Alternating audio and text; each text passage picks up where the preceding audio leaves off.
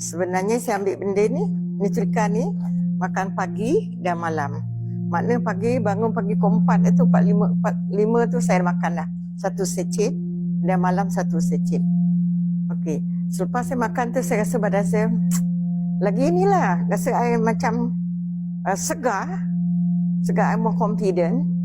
Okey.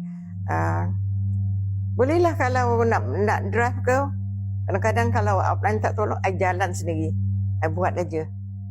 I suka membuat dan suka, kalau dah baik ni, saya nak recommend lah pada kawan-kawan semua.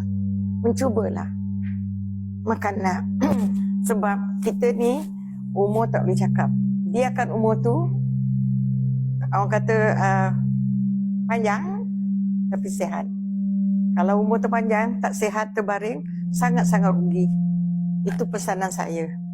Walaupun saya dah berumur gini, saya sangat bersemangat kerana Nutrika. Sebab saya nak sihat.